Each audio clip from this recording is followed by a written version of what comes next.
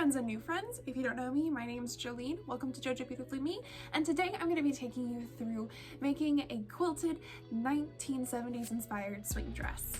The dress that we'll be making in this video is inspired by this dress that I saw on this Instagram account that sells mostly vintage dresses. They end up selling a lot of gunny sacks, and I haunt the page in hopes one day I too will be able to snag one of their gunny sacks.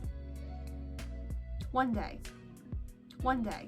And by the time I saw this dress, it had already sold, and I was kind of bummed because I thought it was so cute.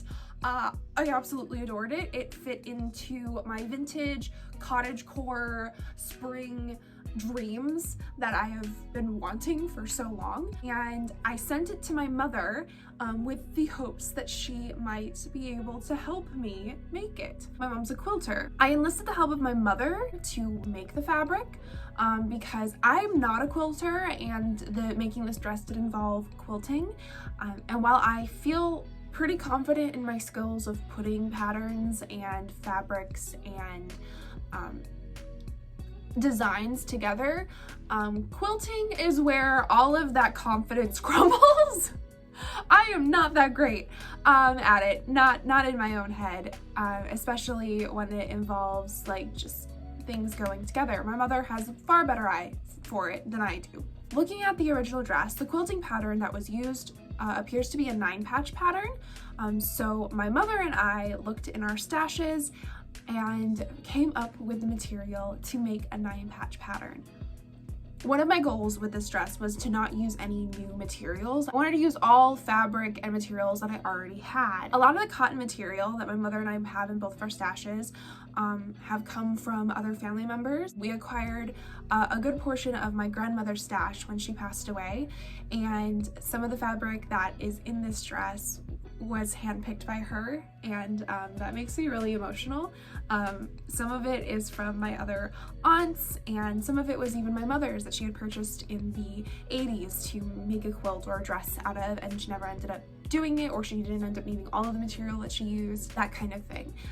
So in this dress, there's fabric that was picked by a number of the really important women in my life, in my family, which makes me really emotional. And it makes me really happy. And yeah, I am an emotional, sentimental person, so that was awesome for me.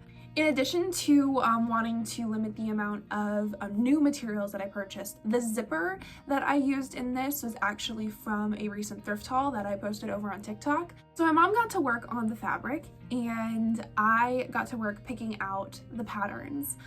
So this is a skirt pattern that I ended up using. All of the pattern pieces are safe in my crafting area. I just didn't want any of them to get lost as this is falling apart.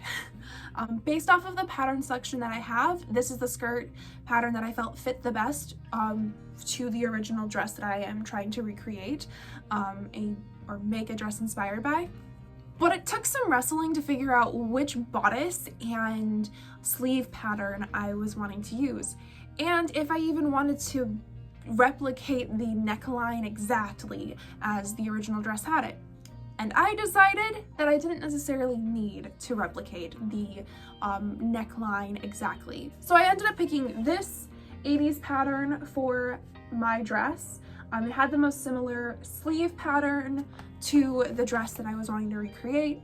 One thing I did change from this sleeve pattern was, instead of doing pleats, this sleeve pattern did call for pleats, I instead did gathers, which is more similar to the original picture.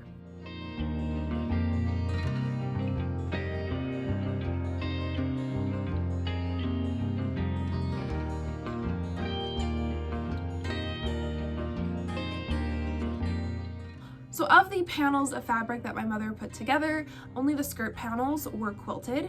So my mother added batting that we already had, some more cotton fabric on the inside, and she zigzag stitched all of the seams to give it a quilted effect. On the original picture, it does have more of a swirly design. However,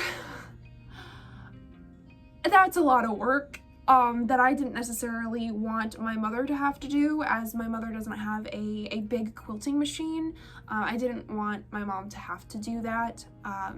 And I love how these exact stitch ended up turning out. It is a lot more me than I think the swirly pattern would have been.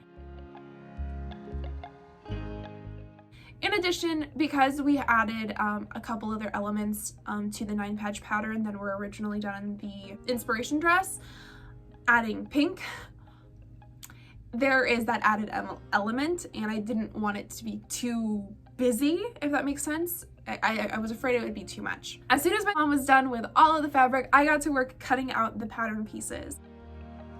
I started with the skirt, and then I moved on to the bodice.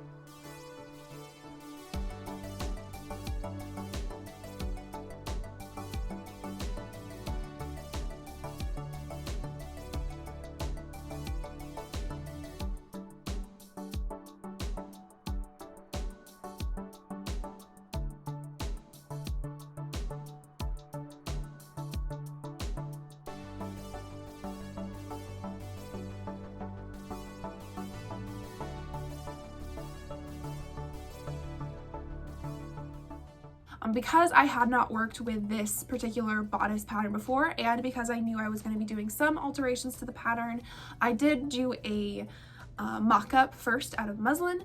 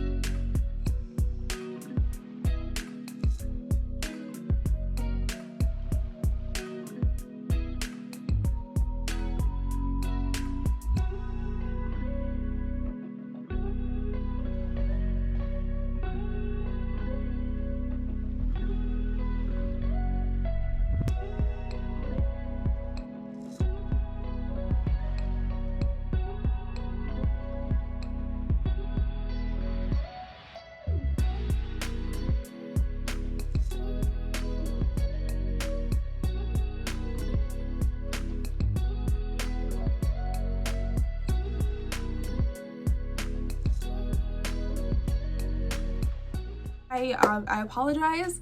I was at this point really bad at actually being consistent in filming. This is where there are holes. I did not film very much at all of me trying on the pattern pieces. Part of that has to do with a little bit of like insecurities about how I was looking during that day. It was a bad day, and also because I am living with my parents right now. There is the added element of other people being in the house and wanting to respect their privacy. I'm so used to just not filming and just making that I didn't, yeah.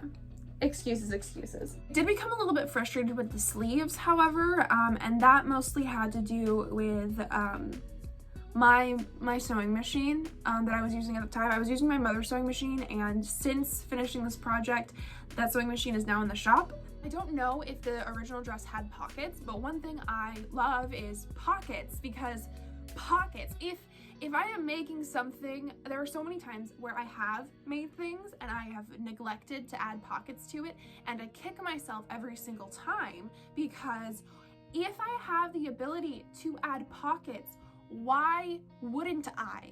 I am making the clothing and I love pockets, so why wouldn't I add them? A little level of difficulty though with how thick the skirt material is, it being quilted. I only was able to add one pocket on the skirt on the side opposite the side seam that would have the zipper in it. Could I have made it so it was a back zipper dress? Yeah, I could have. But the side zip, it's easier to get into when I'm by myself, and I am about ease of getting into clothing. It has one pocket, but it's a good size pocket. So now for the obligatory twirling around in my backyard footage. Because I have a full skirt, why wouldn't I twirl around in my backyard?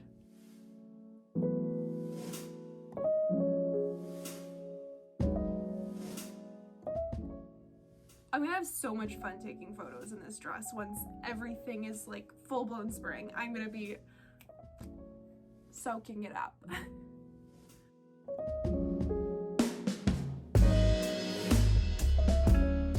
That's it for the video. Let me know what you think, and if you would like to see more craft with me videos like this. I have a few others down on my channel.